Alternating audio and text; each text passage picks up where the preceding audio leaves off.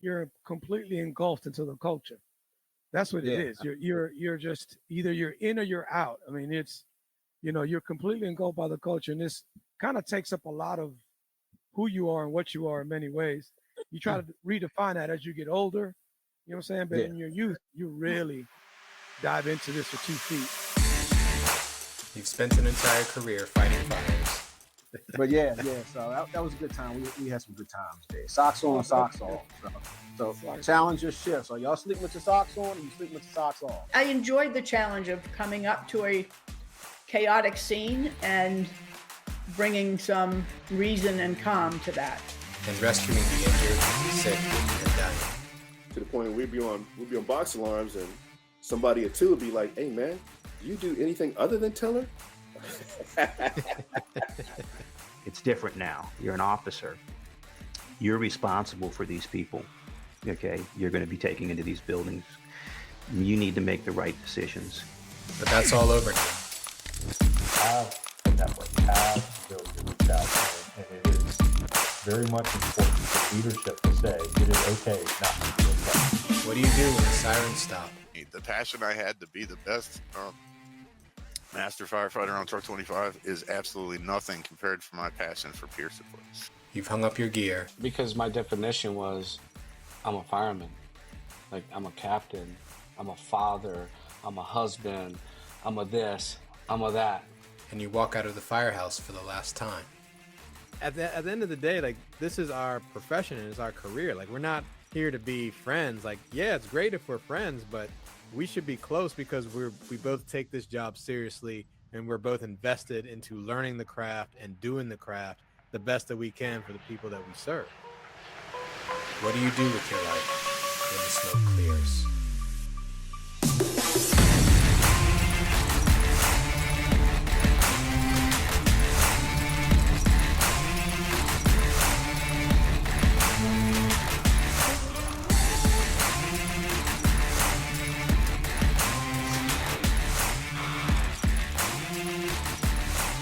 Welcome back to the When the Smoke Clears podcast. I'm Russell Miles.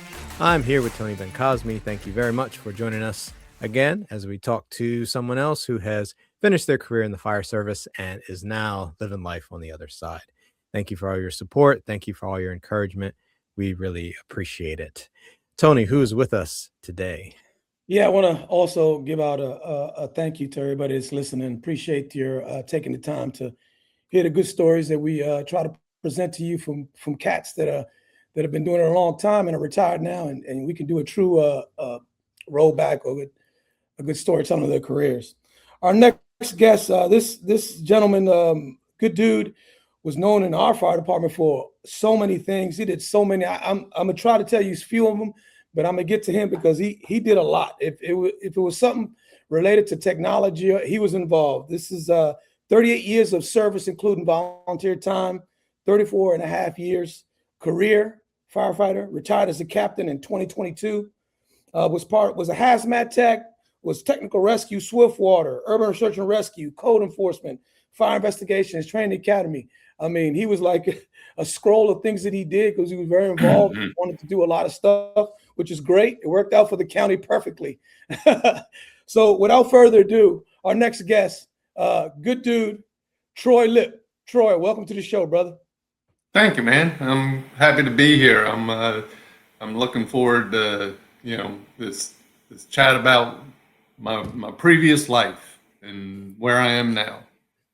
Yes, and I never had the pleasure of knowing you before all the USAR stuff. I always knew you as basically Mr. USAR over there at 31 doing all the tech rescue stuff. But I didn't know your resume was like that. Yeah, I did a few things along the way. Yeah, he was the technical guy, man. I would, I was slow on the technical thing, and I'd be like, "Hey, Troy, how do you work this?" Especially when you got the MDCs into the thing. He was like the MDC guy. You have to call him to get you straight because you go around the circles and be like, that transition is funny because that transition was difficult. I mean, for guys that are techies, wasn't difficult, but for everybody else, Troy, you remember that was like pulling teeth, I'm sure. Yeah, no, it was a bit of a transition, and And what I used to try to sell people on, and I think I reached a couple people, was, because there was folks that were stuck in their old habits of, the map books and the box books, and maybe even pulling out an ADC map from time to time, right? And I used to tell them, look, those are all good, but one is that they're kind of inconsistent as you move around from station to station, especially when you're detailed in, or then they're at the very least different processes from station to station. You learn that MDC, it's the same no matter where you went, right? So you could rely on it. It worked every time. Every time you needed to find where you were going or get information out of it, it was always going to be the same no matter where you were working. So I think it connected with people. That was great, man. Yeah, 100%. I mean, it's definitely revolutionized the way we do business as far as finding addresses and everything. Yeah. Night and day, brother. Exactly. So thank you for that. And we are going to get started with how we always do. Our guests usually tell us a little bit about where they're born and how life was like growing up for them. So please tell us your origin story. My origin story. So I was born in Holy Cross Hospital in Silver Spring, and I was in 1965, and grew up for a few years there in Silver Spring, and then in second grade we moved out to the country. Back then it was way out in the country, but moved out near Poolsville. Mailing address was in Dickerson, and that's where I grew up, and lived a pretty good life out there. My parents, I guess they wanted to get the family out in a place where there was a little bit more space and whatnot, and that worked out well for us. And so I had a lot of freedom, running around on farms and riding motorcycles and building dune buggies and working on cars. And I used to work for a lot of farms and stuff, but it was a very active life growing up. Had a lot of fun, a lot of funny stories out of it. Some of the stuff that it amazes me that I survived it. I saw my kids doing it today. Yeah, but it was a good time. Nice. Good. So how did the fire service come into the picture for you? Oh, that was a pretty easy fit for me, because my grandfather was a volunteer firefighter many years ago, but my entire life growing up, my dad was a volunteer firefighter, first at Silver Spring Fire Department, and we used to go down there and get together with him on his duty nights, whatever night of the week it was, I can't even remember. But he used to go down to the fire station. A lot of times he was volunteering out of Station 1 and tiller in the truck. And so I used to climb up on the truck and sit in the back seat there and pretend like I was driving. And so that just sort of started it. And then it just continued as we moved out to the country. He joined at Upper Montgomery, and he volunteered there for another 40 years. And when I was a child, it's stuff that you could never do today. When I was a child, I was probably in maybe fourth grade. He would take us on calls, because a lot of the calls he would go to, he would just go straight to the scene. He used to carry his gear in the pickup truck. Oh, so you went in his own car. He would respond on his Yeah, own. he would just go straight to the scene, right? Because we lived far enough from the firehouse that if he showed up at the firehouse, all the fire trucks were already gone. Right. So we would just go straight to the scene. So my brother and I, we would hop in the truck with him, and we'd go with him to whatever the call was. Wow. And so we were not only there to witness it, but we would also help. We would, roll hose at the end of the call. During the call, the guys would come out and need new air cylinder, and we would switch them out for them, because back then they were just 2,200 psi air cylinders. So you got about 10 minutes, 15 minutes of work out of them, and then you needed more air. So they were constantly switching out cylinders. So I was in the middle of it in elementary school. I was doing that stuff, and I did it all the way up through my childhood. And then we'd go back to the firehouse and clean up all the equipment and wash it after every call and wax it when it was needed and all that stuff. So I was engrossed in it. So that was, how old were you then, you said? It started in elementary school, probably fourth grade or so. I started going to calls. You've been doing this your entire life, basically. Yeah, it's been a long time, but it was just a natural thing. I mean, this is, it's a typical volunteer fire department. So middle of dinner, pager would go off and we would jump up and run, hop in the truck, and off we went. And that was the norm for us.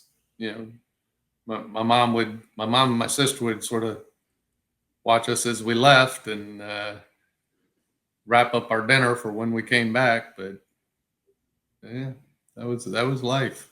So it was fire service early, like from the very beginning. Yeah, and then and it's interesting too, because as much as I enjoyed it, and as soon as I could, I wanted to join the volunteer fire department, but it didn't actually occur to me, hey, you could go do this and get paid for it too.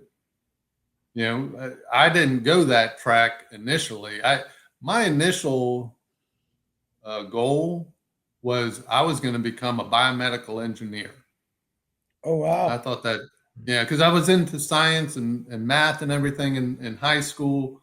I had some great teachers in high school, and so that was really what spoke to me. I thought one of the things I was looking at was that at the time, so this is in the late 70s, early 80s, there weren't great prosthetic needs. People that needed a knee replacement, there weren't any real good fixes for that. And so I was like, I'm going to become a biomedical engineer, and I'm going to make a good prosthetic knee that actually works. And it just seemed like, because I'd had a knee injury playing football in high school and stuff. And so I guess that's sort of what connected the dots for me. And I'm like, man, what if I needed a new knee? Not realizing you probably wouldn't do that to a 17-year-old kid, but whatever.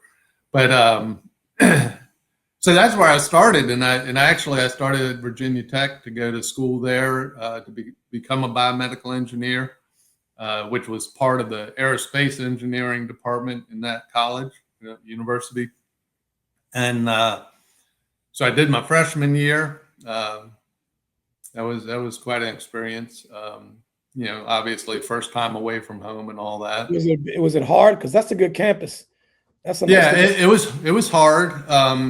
There were some classes that, back then, there weren't any PCs.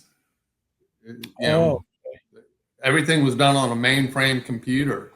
And so like when I took computer programming class, we would punch it out on, we would go to a lab and we would punch everything onto punch cards for your program. You'd have to enter it and punch it onto a punch card. Then you had to take your stack of cards to the building that had the mainframe and check them in with the dude that's going to run your program through the mainframe.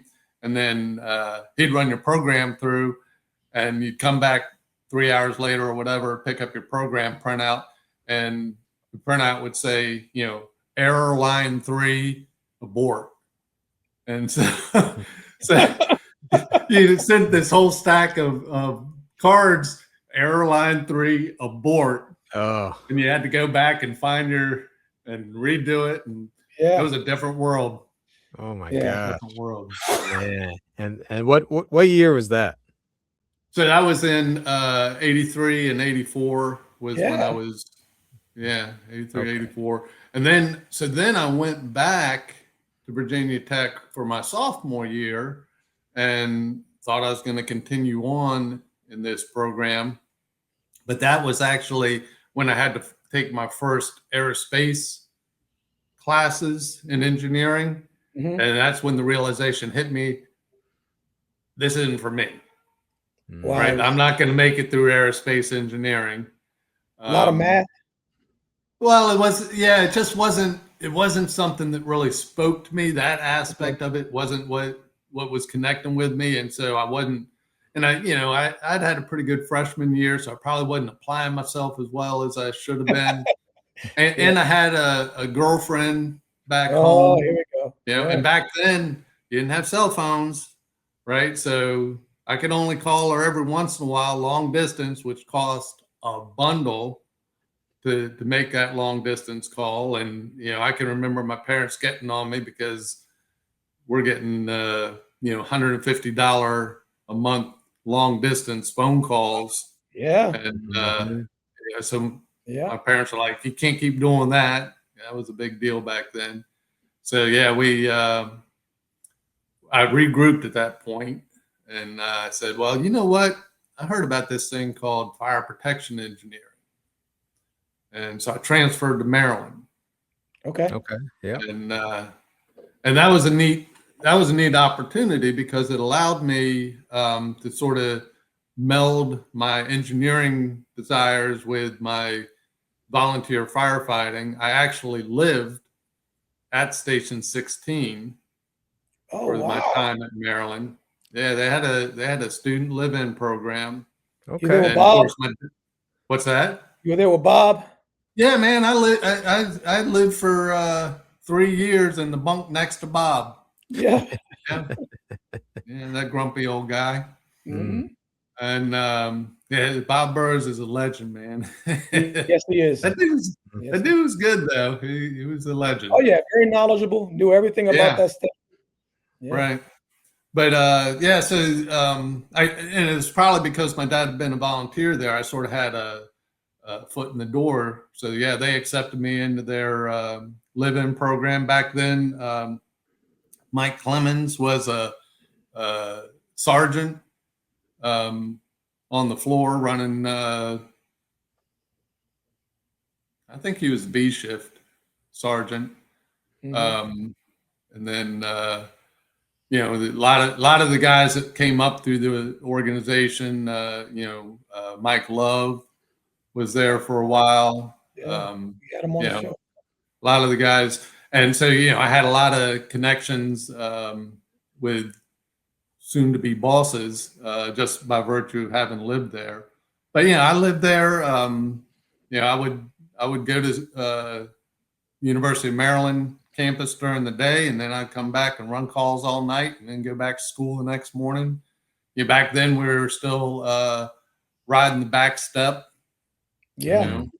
We were riding the back step, and because that didn't stop probably until late 80s was when they finally started pushing us interior. First it was open buckets, and then eventually enclosed buckets. But back then, I don't know if you remember or not, but Silver Spring ran a lot of American LaFrance apparatus. Yes. So you had 2 bucket positions, and then everybody else would ride the back step. Yeah. Right. Yeah. And the buckets on those things, that was an experience too, because American LaFrance buckets are super skinny. And so, even me, I'm not that big a guy, but I'm sitting there like this with one shoulder on the engine compartment and the other shoulder on the wall of the bucket. And that's actually one of the things Clemens Industries was making the covers for the doghouse on the engine, because you couldn't stand to sit there. The engine would get so hot it would burn your arm. So he made right through the gear. An insulated mat that would come down and protect you from getting burned by the diamond deck on the doghouse or the engine. Right. Of course, he's making all his other products like his hose packs and his rabbit tool and all that. Yeah, he made a bunch of stuff. Yeah. He was, All right. So volunteering and going to school at Maryland. So at what point did you say, okay, that I know you would mention, hey, I could possibly get paid to do this. So when did that realization come about? So that's actually I'm a little slow sometimes. It took a while. So I went all the way through. I'm a senior now at University of Maryland. I'm in my senior year. I finished up all my fire protection engineering classes. I just had other associated classes, physics and stuff that was left.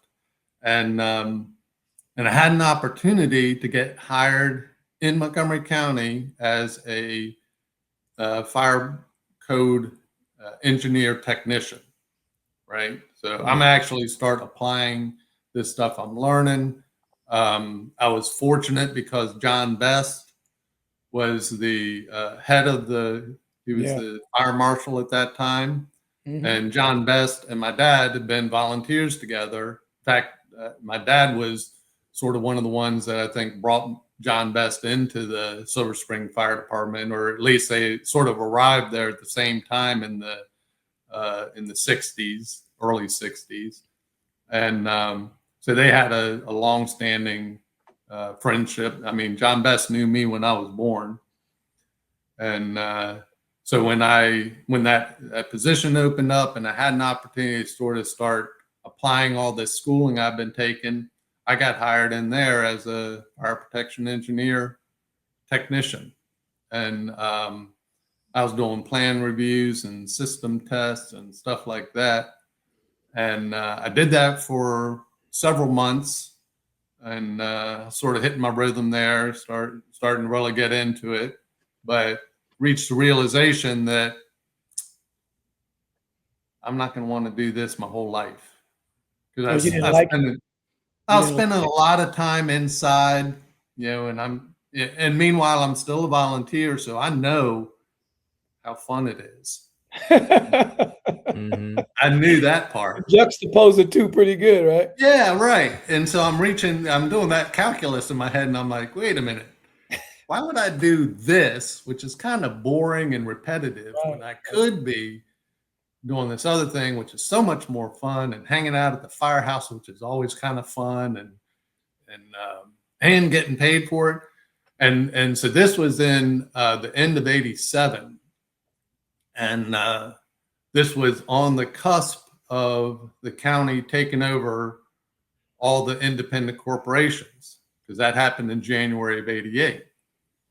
And so it was late '87 was when I decided I'm going to go ahead and try to get hired as a career guy. That'll be a lot of fun. But back then it was really hard to get hired, especially for white males, right. Because there was a hiring process. There was a hiring quota process. And so the county would hire a white male, and then a minority, and then a female. And then they'd hire a white male and a minority and a female. And that was their process that they were hiring.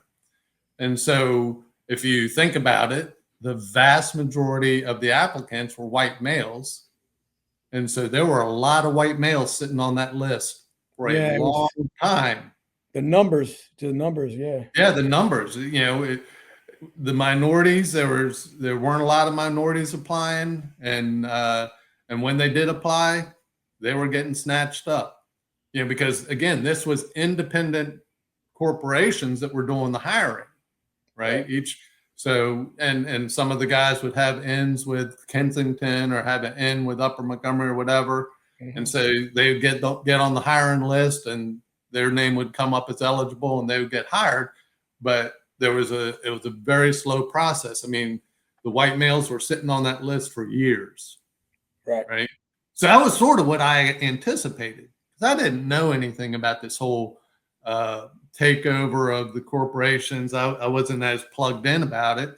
So I'm thinking, well, I can do this engineering thing for another 3 or 4 years while I wait to get on the high enough on the list to get hired. That was my expectation.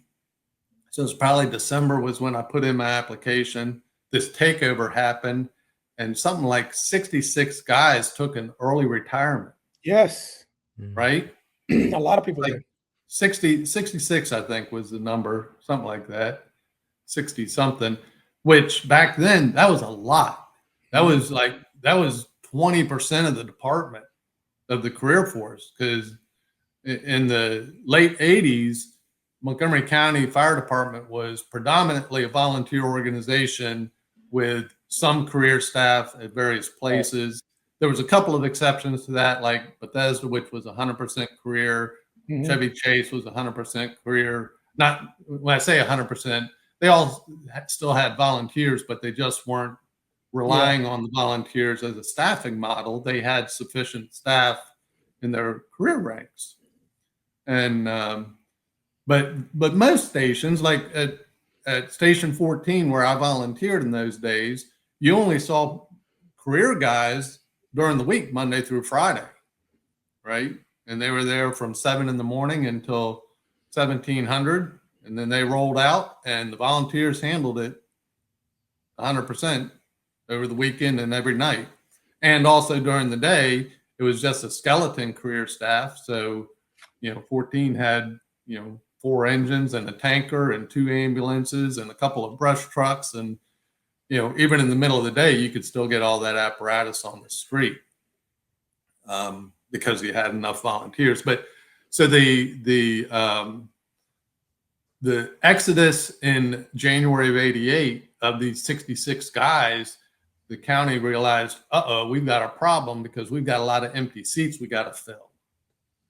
And so they reached the realization that they were going to need to modify their hiring practice, and they were going to have to bring on a whole bunch of pre-trained individuals, basically hire a bunch of volunteers that want to get hired and at least be able to fill seats. So there was a whole slew of us that got hired. When I say a whole slew, there was maybe 8, 10 guys, something like that got hired all at once.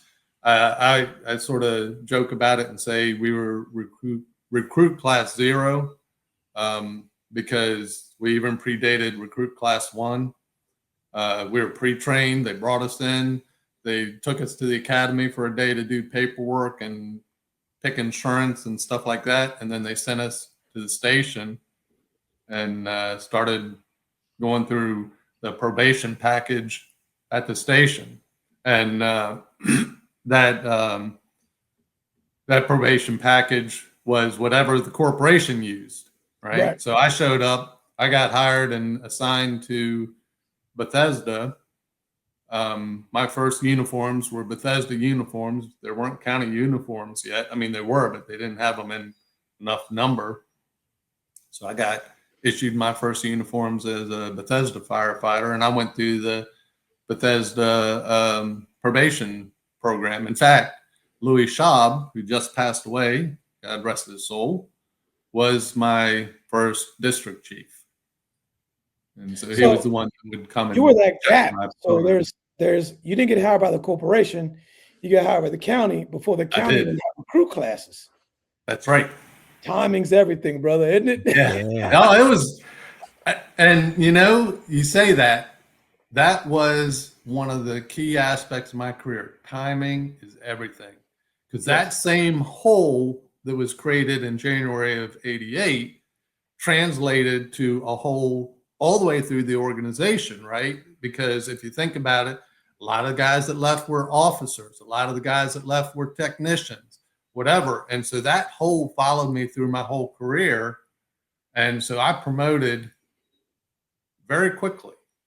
I was fortunate because I'd been a volunteer at that point for 3.5 years.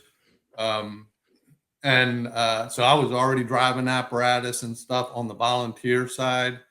I don't think I had yet been promoted to an officer on the volunteer side, but I was driving apparatus. And in fact, that was a little funny side story there was that in the late 80s, it's probably right around 1990, they realized that they wanted to have some water supply capability on the Beltway because they had some big tanker fires and didn't really have the resources to get water to deal with them on the Beltway. And so they came up with the idea of bringing a tanker into a Beltway station.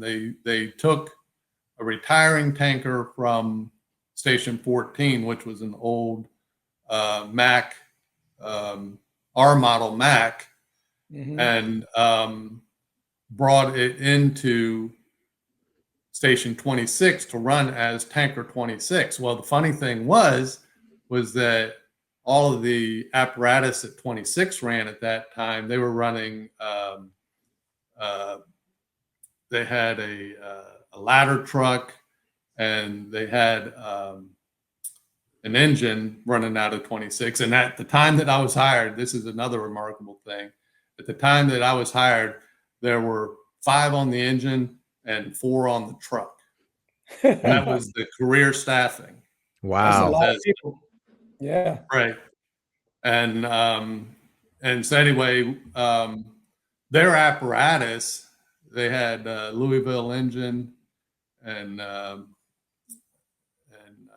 all their apparatus had synchronized transmissions. Right. And so 14's tanker showed up. It didn't have a synchronized transmission. None of those guys could drive it. Wow. I had basically a year and a half on the job, and I'm teaching these technicians how to drive that tanker because none of them could drive it. Wow. I'm driving around Rockledge Drive with these, 20-year technicians, and they're grinding gears and it's having to stop and restart. Is that the double clutch? You got a double clutch? Yeah, the double clutch. Yeah. Double Mm. clutch. And that's how I learned. So it was easy for me. I could do it all day, but those guys, it was a big transition going from a synchronized transmission to a non-synchronized. And yeah, they're tearing up some gears to learn, man. There's no other way to learn. Right. Yeah, but it's funny because I'm a brand new guy, but I'm having to teach these old dogs. And but then that same hole of staffing allowed me to fairly quickly get I had to take tests and everything, but fairly quickly get promoted to master. In fact, the way it worked, the master and sergeants back then, master and sergeants lists were married, kind of like they are currently, where you take one test and it's a slightly different process if you're going for sergeant. And I got on the list and I got hired for I got promoted for one pay period to master, and the next pay period I was a sergeant. Yeah. Wow. Yeah. So I spent one pay period, and they did that as a benefit to us, because if you went straight to sergeant, you missed one pay raise. Yeah. Right. So they would move you through, and so they did that for me. And so I was a sergeant very early in my career. I was a medic. When I left 26, I was a medic and transferred into 23. Did you go to medic? Did you be when the county give medical school? Or you had to go somewhere else. Right. No, I got it from the county, because the county, if you remember, the county started with that Heartmobile program in the 70s. Yeah. Down at BCC and Wheaton, and so they had actually developed their paramedic training program to support that Heartmobile, and then eventually the deployment of the medic units, which back then they were just numbered 1 through 6 initially, and then eventually 1 through 8. So you had medic 1, medic 2, medic 3, and so they already had a in-house paramedic training program. So I went through it because when I was assigned to 26, I was running a fair amount of fire there, but just like today, 80% of what we were doing was EMS. Yes, it's been that way for a while. People forget. Yeah. Yeah, I mean, you were running a lot of EMS, and I'm thinking, you know what, and if I want to actually contribute, if I want to be able to, serve, I ought to figure out what I'm going to do on these medic calls. So, I went ahead and went through the program, and the first program I went through was the cardiac rescue technician program. It wasn't CRT, right? You CRT? it wasn't the EMTP because they didn't even offer it at that point, or they must have offered it, but it wasn't timing wise, it wasn't available. And so I went through the CRT, and then about a year and a half later, I ended up going through the EMTP program. Now, what was that like those early days as a medic? Because I mean, I know, yeah, I It mean, was different. It was Yeah. different. By the time I was riding them, so I got transferred from 26 to 23, and so I'm riding at station 23 on medic 239. There was no ambulance there, and 23's area wasn't quite as populated as it is now, but it wasn't much different. Right. There's a few new townhouse subdivisions and whatnot, and maybe a few high rises here and there that didn't exist in my ACC day. was there, though, right? ACC? Yeah. Yeah. Yeah. Yeah. So that medic unit was busy. Yeah. That medic unit was busy. We were pushing 3,000 calls a year, and you're running everything. You're running all the BLS and the ALS, and in order to try to manage the workload, the department started putting 3 on the busy medic units, right? And at one point, they would actually put 3 medics on the medic unit.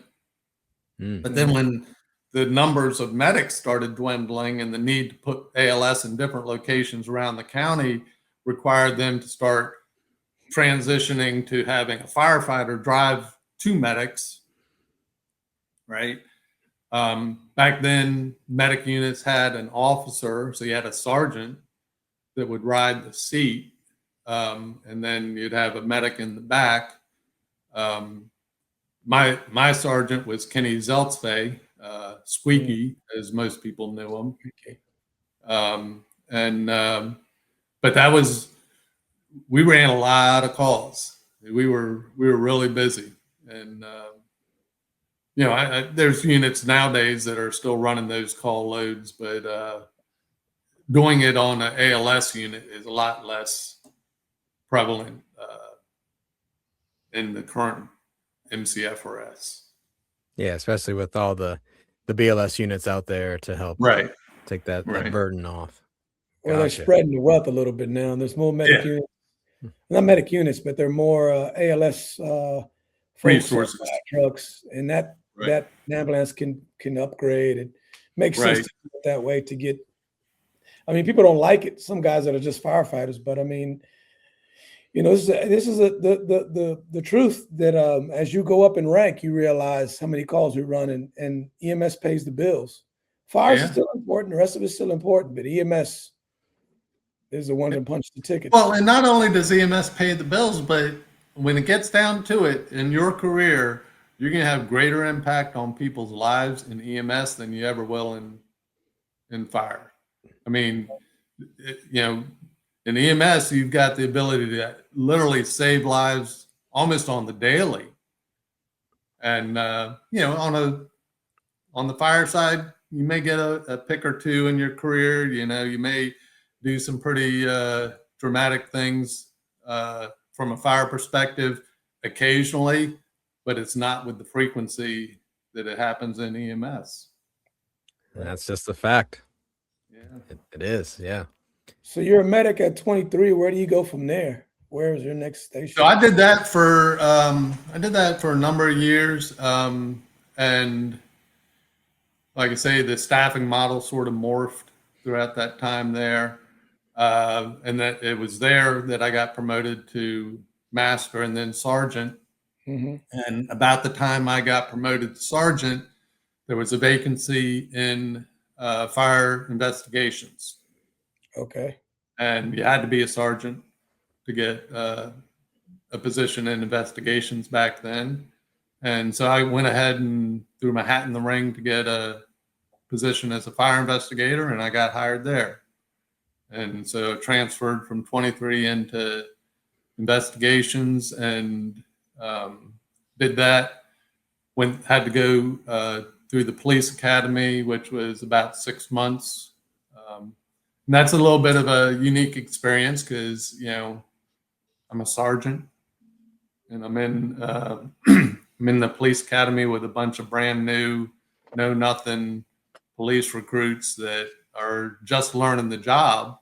Right. Right. And so, I had to just consciously keep my mouth shut, not try to be an officer, not try to, orchestrate things, just let them learn organically without, adult supervision or whatever you might call it. So Right.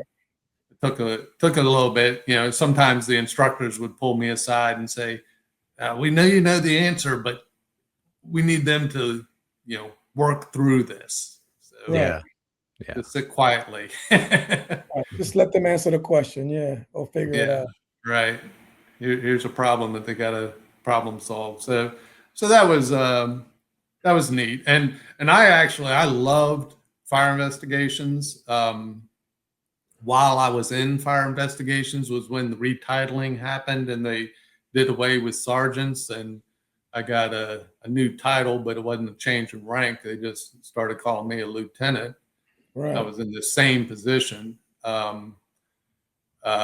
And back then we had 4 shifts. Each shift had two lieutenants on each shift. And we were working 2 days, 2 nights, and then 4 off.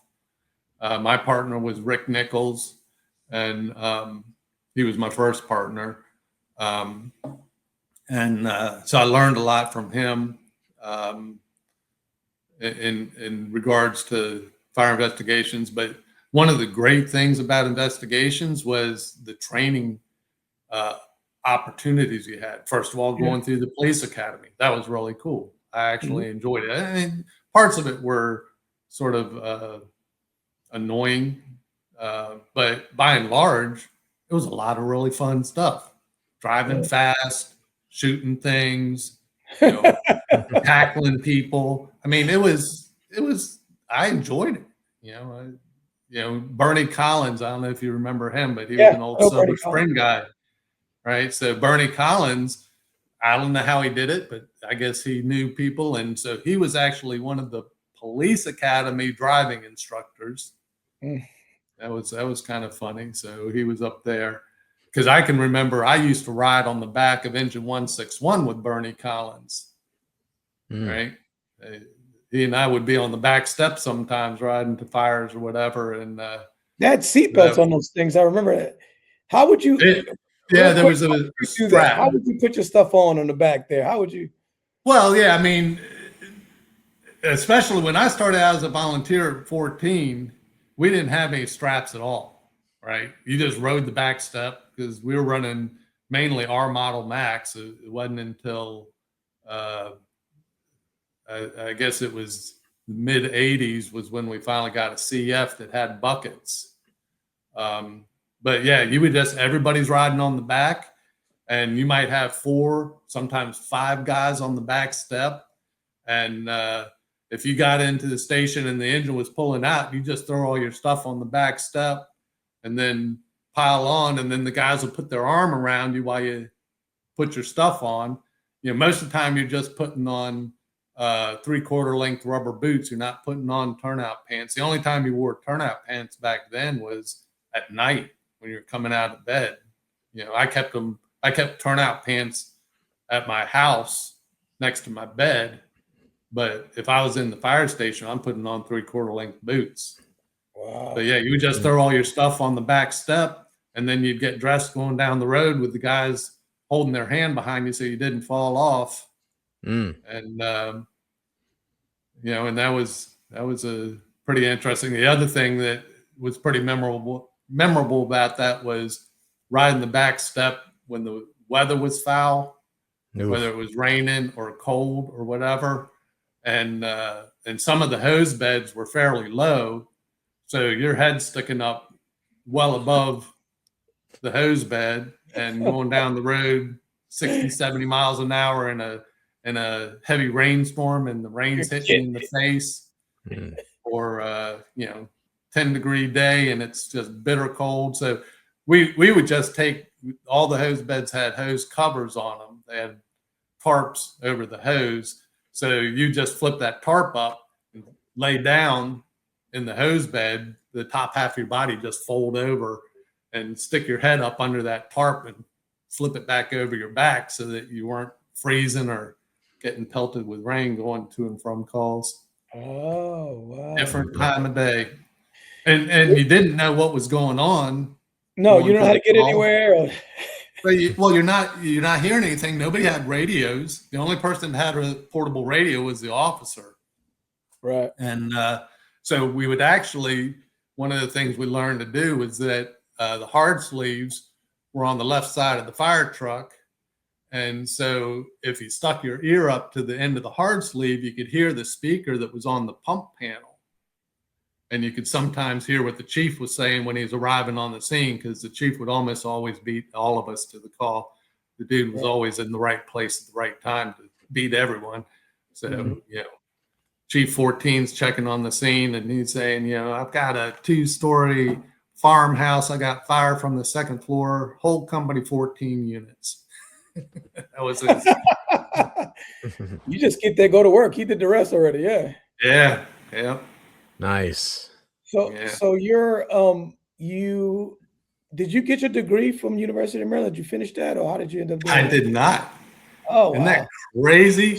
So close. Would you like 10 credits or something left? Something. Yeah, but like I something said, those classes that were left were horrible classes.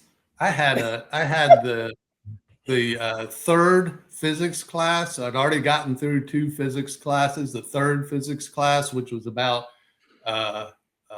light and lenses and magnetism and stuff, and I was dreading that one. And of course, physics class has a lab with it, and so it's more hours involved. I had a concrete engineering class that I was going to have to take. Really didn't have anything to do with my degree, but it was one of the requirements. There was a nuclear engineering class I was going to have to take. So I had a whole bunch of really difficult, we'll say pain in the ass classes that were left on my degree. And there weren't a lot of them. There were only a few of them, but there were just enough. And now I'm working, because those first few months when I was a technician, what I was doing was I was going to the University of Maryland still full time, Monday through Friday, whatever days my classes were. And then when I finished at the university, I would go to Rockville, and the fire code enforcement office at that time was on the 12th floor of the executive office building. And I would go there and I would work, whether it was a night or a weekend. I would go there and do my engineering work. And I did that all through that fall semester. And then it was at the end of the fall semester was when I decided, I'm not going to do this. I'm going to actually go be a career fire guy.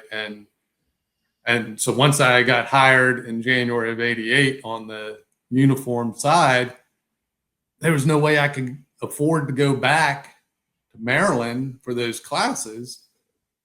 Time-wise, cost-wise, all of that. I didn't have the money or the time. So, I'm still a senior at the University of Maryland. So you had like a semester, barely a semester left, basically. Yeah, I had, probably a semester and a half, something like that. Yeah, That's but it was going to be brutal. Yeah, you can see it. It was the last bit, right? Yeah. So we don't blame you at all for not. No, he was getting into the high tech stuff, the real high end. Yeah, I regret it a little bit. I mean, it would have been nice to actually make it all the way to that piece of paper and whatnot, and having accomplished it. But at the same time, the path I chose, I never regret that aspect. I mean, greatest job in the world. So yes. So you're going through fire marshal, and you're done and working. You're working at where did the fire marshals work out of? I remember they worked out of. Oh man, They did at the end at headquarters. They're still there now, but they were at weren't they at Burtonsville or something like that? Where were they? So when I first got hired, fire investigations was on the 12th floor also. It was in a little office in the center of the 12th floor. And Carvel Harding was one of the captains in the office back while he was a lieutenant back then. So that's where we would work during the day, but then at night we would go sleep in the observation tower at the training academy. I know where that's at. Yeah, the old right. Remember the old observation tower? We would sleep up in the top of the observation tower. We had our own little bunk room up there, and we would sleep up there. And we did that for many years. And then eventually, when new Station 15 was built, and they vacated old Station 15, they transitioned that facility into half fire investigations and half was the county police auto theft unit. And it actually worked out pretty well because a lot of the fires that fire investigators were investigating were stolen cars that somebody burned from PG County or wherever.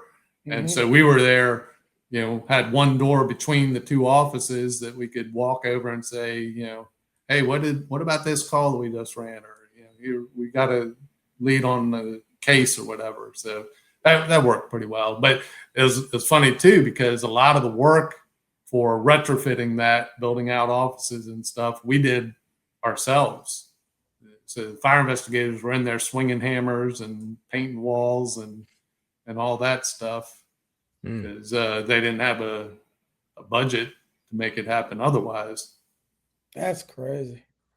So how do you make your way back to the stations? How do you get promoted to the next? Yeah, so I wanted to get promoted because it was, I wanted to move up in the organization. When I first started in the organization, Fran Granatis was the director. Yeah. Right. And when I first got hired, my goal was to replace Fran Granatis. Okay. I want to get up there and I want to fix this thing. I want to fix all this stuff I see that's not working the way it could. And so I had these grand aspirations. And so when I was in investigations, I still was interested in moving up to a position of influence and to be able to sort of help implement some changes that I thought were necessary. So I went ahead and I took the captain's exam and I got promoted. But the problem then was that the staffing in that office was just the 8 lieutenants and we only had 2 captains. Right. And so those two, at that time we had Mario Rita and we had Mario Rita, yeah. What a name. Yeah. Mary Reed, and then the other name just jumped out of my head. But anyway, we had 2 captains, and neither one of them were moving. Right? Okay. They were just hanging out. Yeah. Right? And so I actually made a pitch to try to get my lieutenant investigator position reclassified temporarily as a captain so I could stay there. Because one of the realities of any of these new positions I took as a paramedic or even as a fire investigator was that it takes a lot of time to get comfortable in that role. And I always tell people it's 3 years, right? So for the first 3 years as a paramedic, you have to think about almost everything you're doing, about how to start an IV, about what medicine am I supposed to give, what's the dosage, what are the contraindications, what, all of the details of it all. You're really having to think about it and struggle with it a little bit. And the same in the fire investigation side is that all the details of the job you're having to really be conscious thinking about until about that 3-year level. when you get to 3 years, it sort of becomes innate. It's sort of just easier. Things just happen. You've already done it enough that you aren't having to struggle for every little aspect of the job. I mean, certainly new things get thrown at you, but you've seen enough that you can adapt and overcome and all that stuff. So here I was, I was 3 years in as a fire investigator, and really sort of hitting my rhythm. I was closing cases, I'm arresting people, and Wow. doing all kinds of cool stuff, and it's really fun and interesting work. I didn't want to leave. I was really enjoying it, but they wouldn't reclassify the position, and so they said, we don't have a vacancy for a captain in investigations. You got to go. And off I went. They sent me out of there and sent me to Station 3. There. Another There you chapter. go. Yep, another chapter. Back on the fire trucks, riding the rescue squad, Joe Wilt and Robbie Dove. Yep. Yeah, Robbie Dove, Danny too. Isaac, those Mhm. guys. They were my shift, and I had it was a bit of a transition. It was a bit of a disappointment because, like I say, I really liked the fire investigation job. And I thought, well, maybe as soon as one of those captains moves on, I'll try to transfer back in and be a captain in investigations. But that never really panned out at that point. So I spent a few years at Station 3. And of course, Station 3, we've all worked there a little bit. It's different. Yeah, It's day workers had the day work contingency there, and in those days, Right. day workers didn't want to be on day work. They Right. made you do it, right? They made you do it. Right. So you had good guys. I mean, you probably was there with the Tony Colemans, the Yeah. Garcias, the the Adam Jones, Adam Jones, the Brett Livingston. Yeah. Uh-huh. I mean, all those guys, and then the culture completely goes different after 1,700 hours. Mhm. Kim Boswell's walking out the back door as the radio says 1,700, and Tim Brown's another one that was there. But they're walking out the door, and it got crazy sometimes. Yes. Still a little crazy. Oh, I'm sure, but it was definitely you definitely learned some supervisory skills while you're there. Yeah. So, little trial by fire, no pun intended.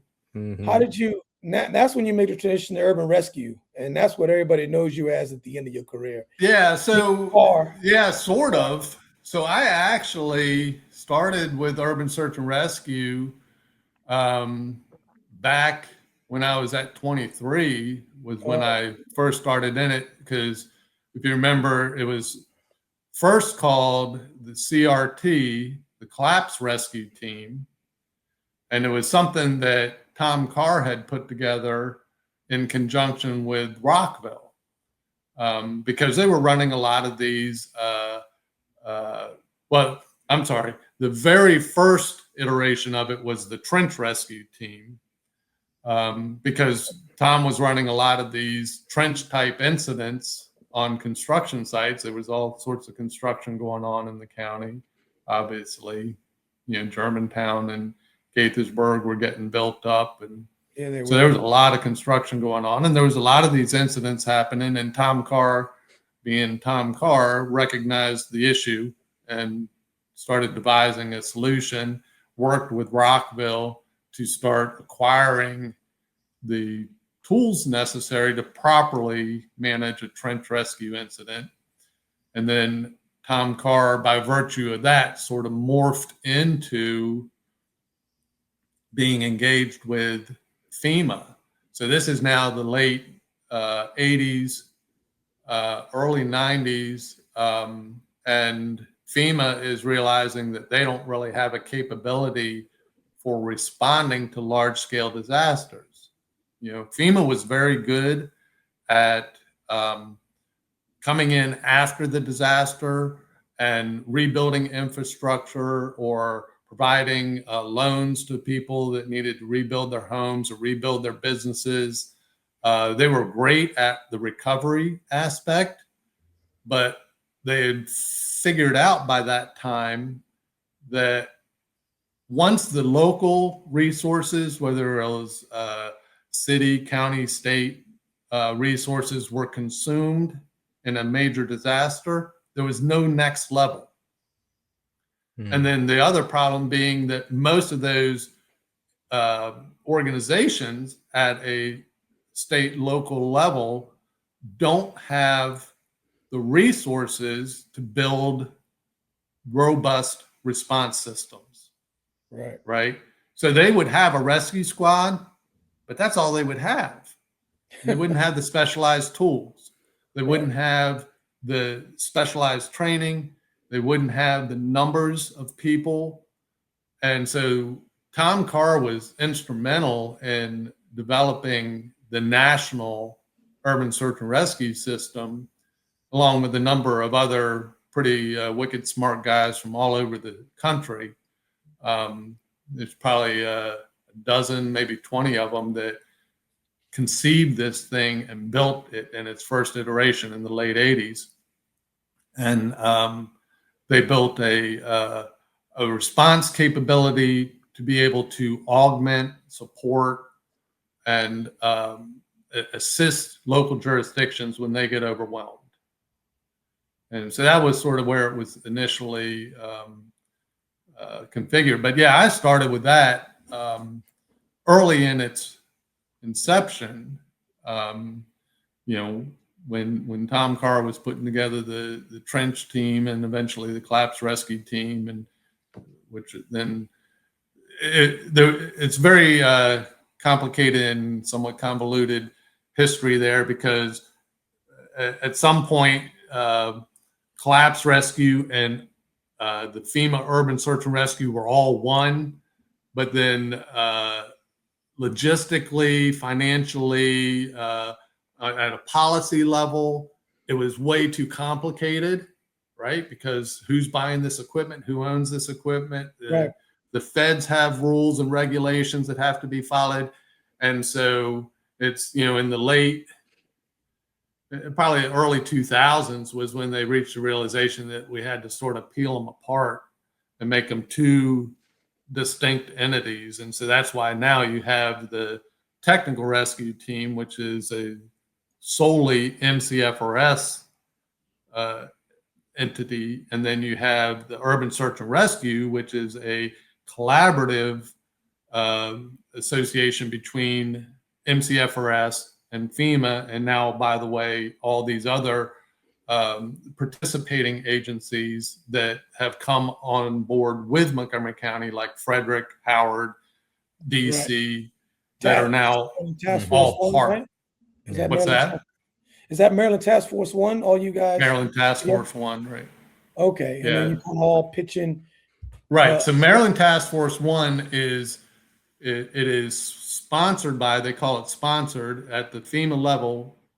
They have a direct agreement between FEMA and Montgomery County Fire and Rescue with Montgomery County government. So Montgomery is the sponsoring agency, and now the other associated agencies that are lending staffing, like PG County, Howard County, Frederick County, DC, those are called participating agencies. And that's the model in Maryland. If you went to Massachusetts, which is another FEMA urban search and rescue, they do it completely differently. Because all their departments in Massachusetts, if you've ever been up there, with the exception of Boston, pretty much all the departments are pretty small. They may have 100 guys on the department or something, right? So they could never staff a FEMA urban search and rescue team by themselves, because they would empty their whole firehouse, right? Right. So up there, the way that they do it is they've got 20 some different departments that are all sort of equal entities and had this huge conglomeration of departments in order to staff their FEMA urban search and rescue team. So it's done differently all over the country. Some teams, like Pennsylvania's, is a state-based team, and they pull from all different departments across the whole state. They've got Philadelphia firefighters and Harrisburg and little volunteer companies that are all part of their staffing. And each version sort of has its own complications and struggles, because none of them are the right way to do it necessarily. They're all just based on the circumstances, right? Gotcha. So yeah, I got into the urban search and rescue stuff early on, and that was actually pretty transformative in my career, because saw some stuff doing urban search and rescue. Our first big response from Montgomery County was going to the Oklahoma City bombing. Yeah, that was a big one. Yeah, right. That's a real big one. Yeah, and so that was our, because we'd had a number of other activations for other disasters. The Loma Prieta earthquake in California, we were activated for that, but we literally had loaded up all our stuff and gotten all the way to Andrews Air Force Base, where we were supposed to be airlifted by some military aircraft to California, and our plane broke down. Oh, and they scrubbed us. Oh, wow. Next team. Yeah, next. Yeah, you're out. Yeah, next. Next man up. Yeah, wow. Yeah. Just like that. Yeah. Just like that. Yeah, that's a big letdown. But yeah, we ended up going to Oklahoma City. I was initially rostered going to Oklahoma City. I was initially rostered as a medical specialist, because that was my primary role in USAR. But then we had a member of the team who literally was on the bus as we were driving to Andrews to get on the military aircraft. He was on the bus. It was a school bus that we were getting driven to Andrews, and he had a gastrointestinal event that required him to bail out on 28 at the gas station, and he had to roll. He couldn't go with us. Right. Oh, wow. Yeah. And so we opened up that little back door on the bus, kicked him out the back of the bus, kept going to Andrews. Wow. And so, yeah. And so Tom Carr, literally, he walks down the aisle, comes back to me. He goes, "Hey, Troy, can we move you from medical over to rescue?" And I was like, "Yeah, that's fine." So he assigned me to Richie Bowers' rescue squad, and they ended up getting another medical specialist to hop in a car and drive really, really fast to Andrews and join up with us. And so we got our full staffing and all that, and off we went to Oklahoma. So that was just obviously never seen anything like that. Never experienced anything like that. And the work we did there was just phenomenal. The people in Oklahoma were just phenomenal. Nicest people you'd ever meet. I mean, they put us up in a convention center back then it was called the Marriott Center. And it was a big convention center. And at the time of the bombing, the Marriott Center was getting set up for the annual convention for the Oklahoma State Restaurant Association. And so that was being set up when the bombing happened. And so they had to take over the space to house all these USAR teams that were coming in. And the Restaurant Association stayed. And they just fed us. Oh wow. Nice. They just set up whole restaurant, buffet style, and they fed us, and they're feeding us around the clock because we're working around the clock. We were working. Marilyn was working the day shift, and we had our own little base of operation, our own little booth set up in the parking deck that was catty corner from the Murrah building, and so we had set that up. But this was, obviously the middle of April in Oklahoma. It was a little chilly, so we ended up having to put up plywood walls because it was too daggone cold. The wind was just whipping through this parking deck, but we had that convention center, and so we eventually got to the point they used to bus us up the hill. It was about a 5-block trip from the convention center to where the Murrah building was. And they'd put us on a school bus and run us up the hill and drop us off to work for the day shift, and then pick us up and take us back. But very early on, a lot of us decided it was nicer at the end of the long shift. We're working 12, 14-hour shifts, whatever, that we would just walk back to the convention center. It was nice. It was downhill, right?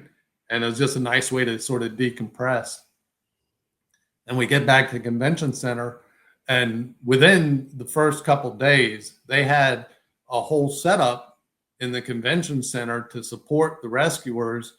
Like, a lot of us came with minimal uniforms because the task forces back then, when they were first formed, only got like a $50,000 grant from FEMA for all of the equipment, right?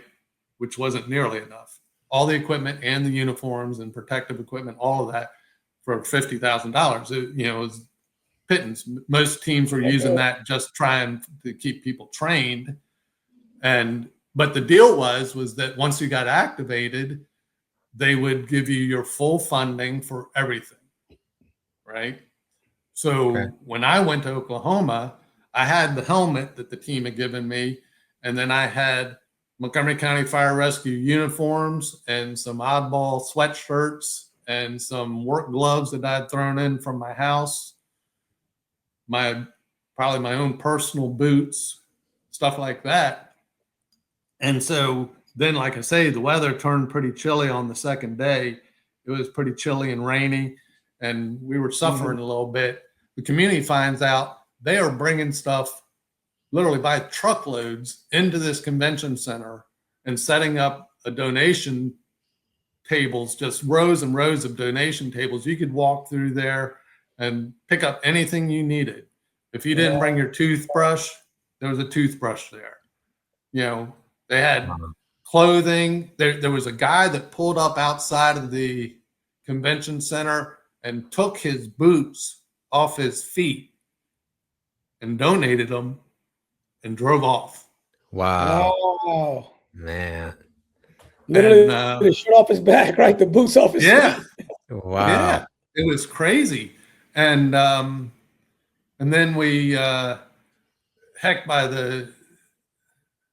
by the third day, they had massage tables set up. Oh, yeah. And we'd come back and, because we've been busting ass all day, and they'd have massage therapists there. And it was, the people in Oklahoma are absolutely amazing. So you're done with Oklahoma. You come back. That's a transformative event as far as the county's concerned, especially when it comes to USAR and everything else. That kind of springboards us to this next level. You're involved heavily in that. Do you get to 30? Are you at 31 now, or when do you get to 31? Yeah, so I spent about 3 years at Station 3, and then I transferred to 31. And if you remember, 31 had that warehouse built back behind it. That was actually an outfall from Oklahoma City. Okay. Yeah, so Tom Carr sort of seized that opportunity. That dude was wicked smart. Smart. Yeah. Right. Because we came back from Oklahoma, and Maryland and the governor and everybody, they're all in our corner. And Tom's like, I am going to seize this opportunity. because we need some space for all this equipment that we've just acquired. And so we're going to build a warehouse. And he went to the state, and the state passed an appropriation. Wow. And the state, and it's funny because Tom did his homework, went and got some bids, figured out what was necessary to build that building, got, whatever his bids were, he doubled them. And the state gave him that money as a grant in order to support our urban search and rescue program. And then the challenges of building in the bureaucracy in Montgomery County, Maryland, the money that he had acquired from the state wasn't even nearly enough. It wasn't even half of it. Oh, wow. Yeah. So he thought he was ahead of the game, and he had gotten plenty of money, but it ended up with a lot of cost overruns just because of the permitting and building requirements that the county imposed. And That's an extra bay there at the side. Yeah, that's right. yeah, they did all sorts of stuff. So, but yeah, he was instrumental in that. But that was about the time I got transferred to. It was shortly after that, probably as the building was being finished, was when I got transferred to 31, and I spent the rest of my career there. I spent 23 years there. Wow. 23 years at 31? Yeah. 3 years at 31 as the captain. Yeah. Right. As the captain. And then Rocky Gray was the station commander when I first got there. And then when he left, they gave the station commander to Chuck Bartlett, but he was only station commander for maybe a year when he got promoted to battalion chief and district chief back then. But he got promoted, and then they handed me the station commander's job. And so I did station commander for probably 18 years. Mm. And you were always there on C shift? Yeah, always on C shift. Wow. So my entire career, you were there. Yeah. Wow. Crazy, huh? Man. Yeah, I was really fortunate. I enjoyed it. Yeah, he was synonymous with 31. That was good. Yeah, that's fantastic. So now, after all of that, what was the catalyst for saying, I think it's time to hang this thing up? That's a tough one, right? Especially in our organization. Not that you have to, but with that drop, that adds a level of complexity. Right. Right? Because we've got that 3-year drop. And so in order to execute your exit properly, you have to figure out 3 years before you want to leave that you actually want to leave. That's hard, right? And so the way I came at it was that based on the retirement law at the time, we maxed out our retirement at 31 and a half years. And then you could, or 31 years, I guess, maybe. And then you could add your 3 years of sick leave on top of that. And that would be your maximum retirement benefit. And that was sort of how I arrived at my timing. Because I was still enjoying work. I was still healthy. My knees were still good. Mm-hmm. I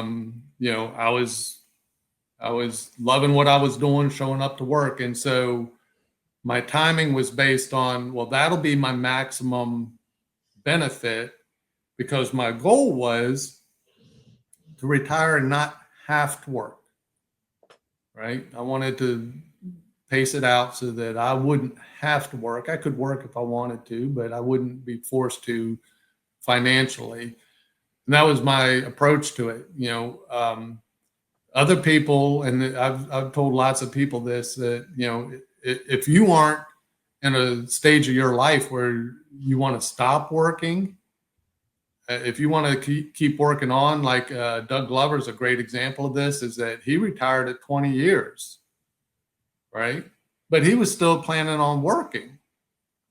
So instead of he retired at 20 years without a drop, and everything. Yeah. Oh man, you left all that. He could do his drop forever, right? Because he's going to start getting his 20-year retirement while he's still working and paying his bills with his other job. And he can just keep pumping all that Montgomery County retirement money into his own investments. And He could. Yeah. yeah. So there, I guess from just the practical, logistical, financial aspect of it, I think that's sort of the two scenarios that I come up with. Either you still want to work or you want to actually just be retired. And that's where I was. I just wanted to be retired. And fortunately, so far, it's working out great for me because I haven't needed to work. Good. I'm just doing what I'm doing. Great. One more thing I wanted to hear from you. I remember because this is prior to 9/11. Yeah. You sent to the Pentagon. I remember the only reason I went is because I was at 20 and they couldn't get a truck inside the center ring, and and the tower was so low profile. They put it in there, and then I worked at 20, and they needed somebody to drive that thing back and everything else, and we ended up with a bunch of other people too. But you guys got deployed there. Right. Just give me how was that like? I understand we went on a metro. I mean, we went on a ride-on bus, and the beltway was closed. Right. And I remember seeing smoke from a distance until you got there. What was it like from the ground up? Because I know they sent us there and we went to the roof. But for you guys going all the way for the plane actually hit and went into the 3 rings, right? It went to 3 rings. Yeah, it basically went through. They poked a hole in the last of the 3rd ring. Yeah. So I'll back up for a little bit because there's a little bit of an interesting story to that. So the morning of 9/11, I'm at the academy taking a paramedic continuation class, continuing ed class, and so I'm sitting in class, and one of the other instructors walks in to the classroom, opens the door, and says, "A plane just hit a building in New York City." And everybody's like, wow, okay. So we pause the class and we turn on the TV. And of course, those first images of a tower on fire in New York City. And so everybody knows that I'm a USAR guy. And they're all looking at me going, hey, you guys going to go to New York City and go to New York City? I'm like, I really don't think so, because New York's got a huge fire department and they've dealt with big stuff like this before. Planes into the Empire State Building, bombings in the World Trade Center. They can deal with a lot of stuff in-house. They're actually another FEMA urban search and rescue team. So they've got a lot of capabilities. But anyway, at that point in the team, I was the number 2 guy. Mike McCarty was the task force leader, and I was his assistant task force leader. And so I got up out of the classroom and I went straight across the hall and called Mike, who was at home. He was at home. And I called Mike and I said, hey, Mike, have you seen what's going on in New York? He said, no, what? I said, turn on your TV. So we started talking about it. And we're like, yeah, big incident. Probably not beyond the capabilities of FDNY.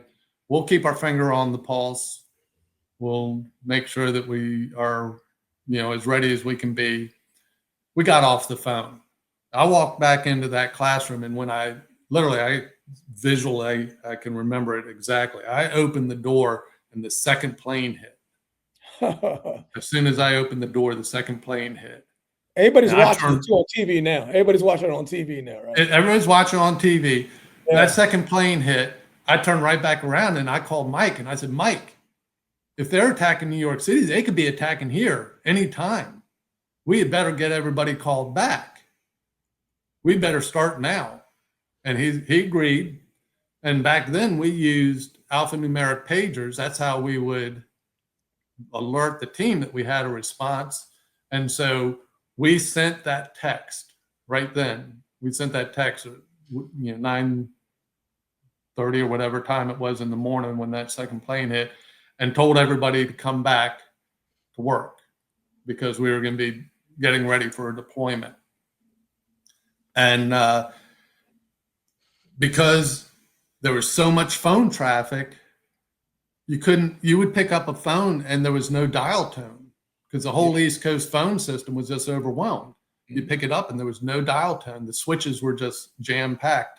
That page that we sent that morning didn't arrive on everybody's pagers until we were at the Pentagon.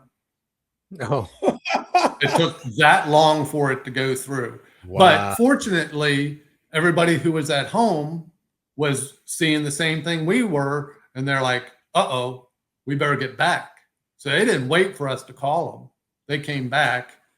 We loaded up. We sent, as quickly as we could, we sent the response unit down just to get some presence there to start figuring out what, intelligence we could gather, to lend a hand with whatever. And so that was Rescue Squad 291, or what's now 729. And a couple of smaller fleet vehicles with a small contingent of guys sort of as a forward team, just to get boots on the ground. I was the task force leader and Bill Kang was the assistant task force leader. And so I sent Bill to go to the Pentagon and start gathering information and figuring things out while I was working at the academy to get the rest of the deployment organized. And then we got down, I think we had our whole team down at the Pentagon by about 1 o'clock. Like you say, there's smoke coming from the building. We brought, in addition, we had a very tight working relationship in Montgomery County in Maryland Task Force 1. We had a very close relationship with Digging and Rigging, which is the local crane operating company. They did a lot of our training with us. Some of their people were members of our team as heavy rigging specialists. And so when we went to the Pentagon, we brought a crane with us. Wow. Right? Which was kind of crazy, right? Yeah. We brought a crane with us. We weren't authorized to because FEMA hadn't said, yeah, go ahead and do it. In fact, that's a little other side story. Was FEMA had originally said, Maryland, we're deploying you to New York City. But then the Pentagon happened and we finally were able to get, because it was hard to get in touch with FEMA because first of all, they're crazy busy. But also we couldn't get dial tone as well. But we finally get back with FEMA and said, why are you going to send us all the way to New York City when we're right here next to the Pentagon? So we said, no, just send us to the Pentagon. We'll go there. So they agreed. They said, go to the Pentagon. We brought our crane with us. We brought our heavy riggers with us. We brought guys from Digging and Rigging that weren't even team members, like because we knew we were going to need a heavy crane, and we knew we needed the people. So we ended up down there. We worked that first day. By the end of the first day, Virginia Beach had arrived because they were deployed to the Pentagon also. By the end of the first day, Virginia Beach Task Force showed up. And because we had just worked a full day, Virginia Beach said, all right, well, we'll take the night shift. Maryland, you can go back and rest and show up tomorrow, and we'll just have you guys do the day shift and we'll do the night shift. And so that's how we did it. And so we worked for basically that week during the days. I don't know if you remember, but the building burned for a couple of days. That roof. The roof. Took a couple of days to get that under control. Yeah, we were there. I got there at 7:45 probably in the morning. They made us come in. They called a bunch of guys that come in early to 20. So we got in early. Scheduling called us. So we got in like at 5:45 or something like that. And they took us to 31 or wherever it was where we met. And we got a ride on bus and we went down there with a bunch of other people. It wasn't just 20. It was a bunch of other people. Right. Yeah. then Because we had a lot of fire department resources there just trying to we help did. with the We roof. did. It was a lot. It was huge. I can't remember ever seeing anything like that before where I saw so many. So a couple of other really interesting stories from that. One is, just real quickly, that on the second day, so it's on 9/12, we are in the building working, removing debris and whatnot, and you could look down the hallway. Keep in mind, roof's still on fire. You could look down the hallway, and there's a double door, had windows in it. There's a double door that's closed. There's a Marine guard standing there, and people beyond that door are working. Wow. They were back at work. Wow. They were back at work. Wow. The other thing that happened that day was that a guy from the military showed up at our command tent, needed to talk to me, and he said, I need to get into the building right there. And he's pointing sort of to the right side of the collapse. And I said, dude, I don't even know if that's accessible. I mean, I can try to get you in there, but I don't know if I can get you in there or not. So I gave him a couple of guys, and I said, see if you can safely take this guy over there, wherever it is that he needs to go. And so they did. They escorted him into the building, winding around, found a way in, and it's literally right on the edge of the collapse is the office where he had to go. And the reason he had to go there, he reaches on the desk and he picks up the file on Osama bin Laden. Oh my God. Man. The file was on the desk. So they were already looking into the dude. Yeah. And the file was on the desk and he needed to recover that. And so that was kind of crazy. Wow. So you do all that. Getting back to you deciding that, okay, it's time to go. Once you pull the trigger on your drop, what did you feel as far as getting ready to? I felt good. Actually, up here on the bookcase behind me somewhere, there's a picture of me and Ty drinking a beer. So Ty Stottlemyre and I signed up the same day to get into the drop. And so he and I, we literally went to the office together. We signed the paper together, and we went and grabbed a beer together. And so for me, I was ready. Because like I say, my goal was to maximize my retirement. I felt like I had a good run and that it was time for me to move on. And so I did it. I signed up. The first year went like lightning. I mean, I signed up and the next day I had been in it for a year. I was like, wow, that is crazy. That was my second year of the drop was COVID. Oh. That year went slow. Yeah. That year went really slow. Yeah. And I'm thinking, man, I'm never going to make it to retirement at this rate. But no, it was a little bit of a relief because you're back and forth. Should I not? Should I? Yeah. And finally, once you make the decision and you sign it, I'm like, I was at peace with it. It was good. Yeah. Yeah. So fast forwarding to the end, tell us about your last shift. Oh my Lord. There's nothing to tell you. It was a boring. I mean, there was people coming to say, hey, and all that was cool. I enjoyed that. But as far as the actual work we were doing that day, I think the most exciting call we ran that day was an odor of gas that I couldn't even smell gas. Right. So, I mean, it was a non-shift. I mean, you always think, wouldn't it be cool to get that rip roaring box? Yeah. Fire, make a pick, whatever. Nope. It was boring. All right. Just kind of a run of the mill shift. Run of the mill. Lots of people stopping by, which was really cool. Seeing people you hadn't seen in years and and whatnot. But no, it was a non-starter from the fire department aspect of it. Gotcha. Gotcha.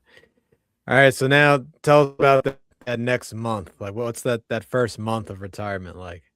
So we had a big retirement party. My wife and Ty Stoudemire's wife put together a big party for the two of us because Ty and I grew up together. We're best friends. We've known each other since fourth grade. So he and I grew up together and retired together. And then we had a big party together for retirement. And then my wife and I started traveling.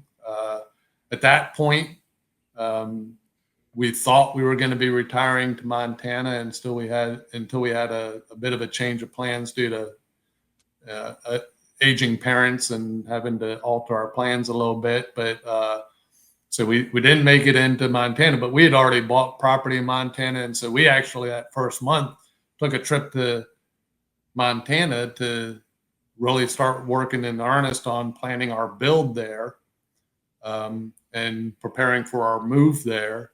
And it wasn't until several years later that we realized that we were going to have to alter our plans. And so we landed now in North Carolina and ended up selling the property in Montana. But yeah, so that first month was, and sleeping, man, I got to sleep. That first month I lay my head down and I wouldn't wake up unless the cats were pestering me. I wouldn't wake up until morning. That was crazy. It is crazy. Yeah. It was weird. And that's so huge because I mean, after 30 plus years in the fire department, I mean, we kind of get used to you lay down in the station, you're kind of anticipating when that next call is going to come. Right. So that sleep isn't super deep. And then you Right. get so used to running the calls and being interrupted at night. And now there's none of that. Right. Right. Yeah. It was crazy. I mean, you think about it, because even on that first night home after your shift, assuming you didn't work overtime, that first night home, you had maybe an opportunity for one night of good sleep, because then the next night you had to get up at the butt crack of dawn to go to work. Right. Yeah. So sleep deprivation is huge. Mm-hmm.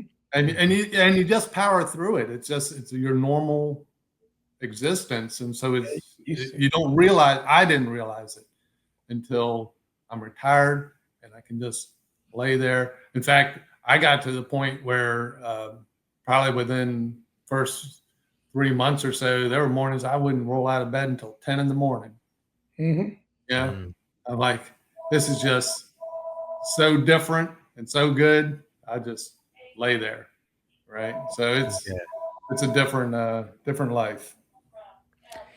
Did you see like your health really starting to change now that you were starting to get better sleep? Yeah. So, yeah, but I can't attribute it all to sleep, because as I was finishing my career, my wife and I started a journey. So it was actually the last 9 months of my career. My wife and I started eating keto. Right. So Okay. in the summer before I retired, we started eating keto. Started really trying to cut back on carbs. I was actually at that point, I was borderline diabetic. My A1C was climbing up. I was, sometimes 5.9 and, 5.7 is their cutoff. And so I was needing to manage that. My wife was overweight, and she wanted to manage that. She also had high blood pressure. She had already had some joint replacement surgeries. So we were trying to just improve our health. We started eating keto. We ate keto for 9 months. She lost 40 pounds in that first 9 months. My A1C started getting really a lot better. So we're seeing some benefits. By the spring, though, she had sort of hit a plateau in her weight loss. And so she says, you know what? Because she's been the one driving all this. She does all this studying, and she says, you know what? I want to try this carnivore thing because I think it might break this plateau that I'm on weight loss wise. So let's just eat meat for a week. Right? So that was 3 years ago. Oh, wow. So that's all you do now? We eat meat. And so between just eating meat and getting sleep and, that aspect of it, my wife's now down 80 pounds, 85 pounds, something like that. Wow. My A1C is good. Within a week of her going to just eating meat, she stopped taking her blood pressure medicine because her blood pressure was normal. Our inflammation in our bodies is non-existent. We're doing so much better in that regard. I still have an ache or pain here or there. Like my back is probably my biggest issue right now. It's actually right near the end of the career where I had a little bit of a back injury that still nags me a little bit today. But by and large, that dietary change and I think the sleep combined, I'm much healthier than I had been in years. Wow. Congratulations. Crazy. Yeah, Yeah. That's fantastic. Yeah. That's awesome. So what does life look like for you now? I know you said you're in a position where you don't have to work. Normal day, yeah. What's the normal day looking like for you? So we're trying to build. We bought property down here in North Carolina, and so we're working on build. I actually I have we call it a barn. It's really just an equipment shed and workshop. We built that. Still in its final stages. Got to get the utilities in it, but that's getting pulled together. We're in the final stages of getting the plans for a house. Get those finalized so that we can start getting some final pricing and also start the permitting process. So that's what we're focused on right now. So my days, because we bought a large piece of property, it's a little over 100 acres. And so I spent a lot of time maintaining that, picking up dead trees or mowing fields that need to be mowed or, and that's in conjunction with getting driveways put in, getting power put in, getting a septic field put in, getting a well, all those. So yeah, I've just basically, I'm no longer a firefighter. I'm now like a project manager for home construction projects. Sort of my job. No, that's great, man. That's awesome. That's outstanding. Yeah. So as you're setting up now for this next phase of your life and reflecting back on your career, what would you say to any young firefighters that are listening to this right now, like people that have just gotten into the job? I guess what I would say is keep in mind why you're doing what you're doing, right? Because a lot of guys get caught up in maybe the glory of the job or the fun of the job, if you want to call it that. But when it gets down to it, we're there to serve. Absolutely. Right? And that has to be your highest priority. So you have to serve, you have to be kind, right? Treat people with kindness, treat people as if they're your family members, hopefully the family members you like, right? Mm-hmm. But treat them as if they're family, the way you would want your family treated. Do the right thing, even when it's the hard thing.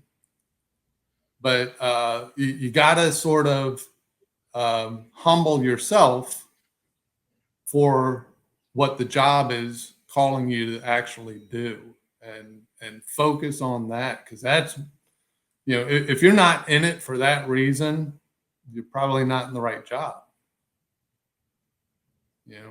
Well said. Yes, sir. Well said.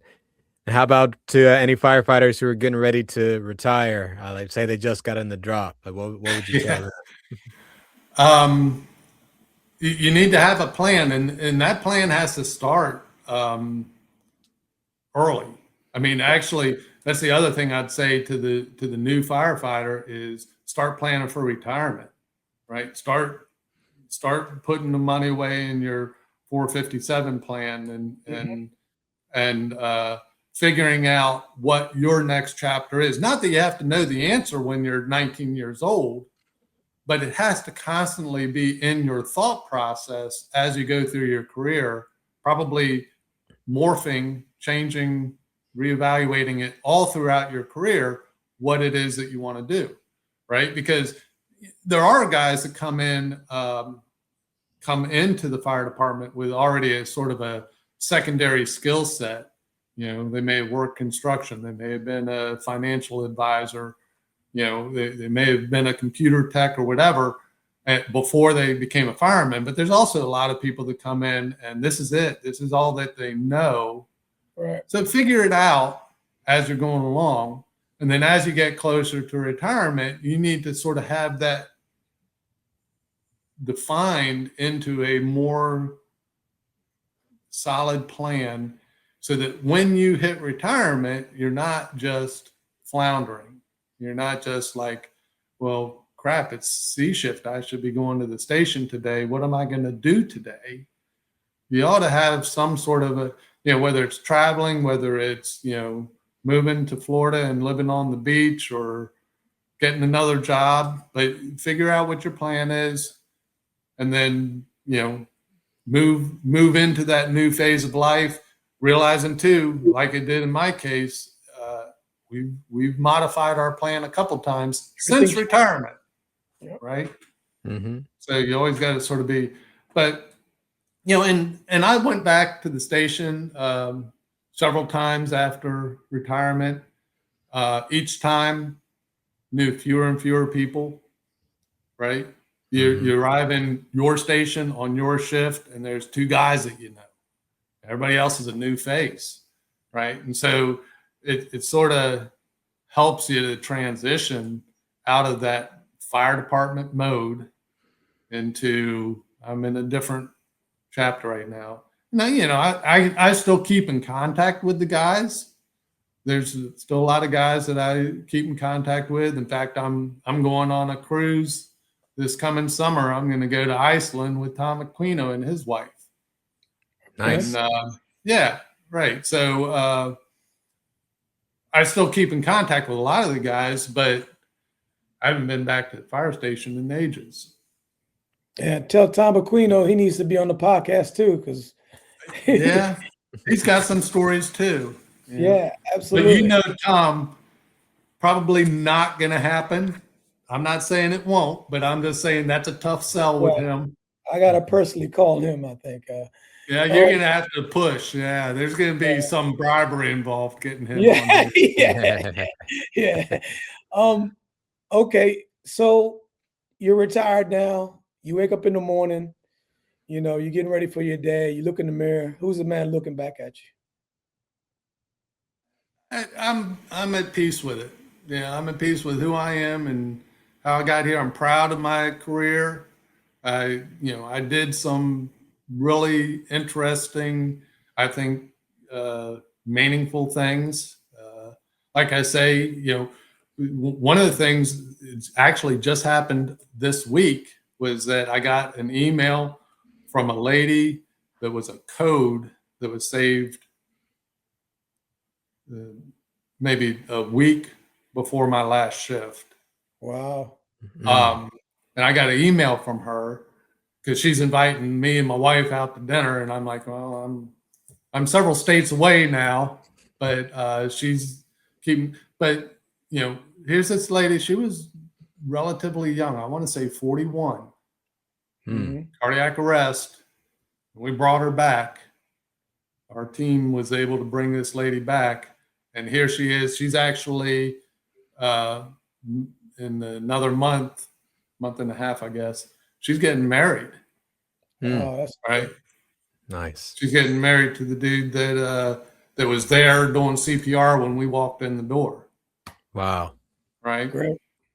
So I mean, it's that kind of thing that it means something. It So does. when I look in the mirror, I'm like, I did good. It was worth it. All Yeah, those so sleepless nights. Yeah.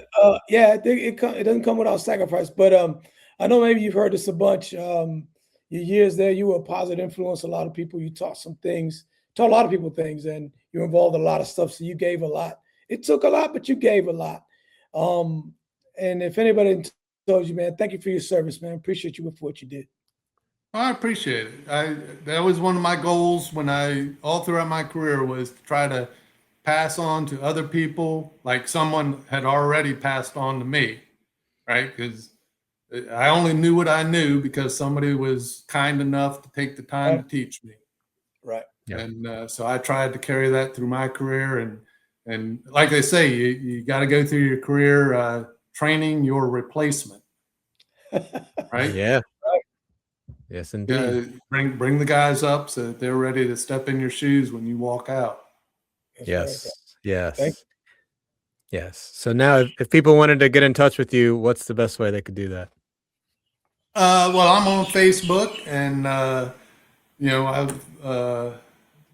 don't spend a lot of time on Facebook, but I've got my information on Facebook, and people can reach out to me there. Folks have my phone number. They're welcome to give me a call. Once I have a house, I'm actually have a guest room. All right. There you go. I have a guest room because right now I'm in a rental house, and when we moved here, we unpacked as little as we could. So I've got a 4-bedroom house with 3 bedrooms worth of boxes and 1 bedroom that we sleep in. So Right. But it makes it interesting because then my wife says, I need my scarves.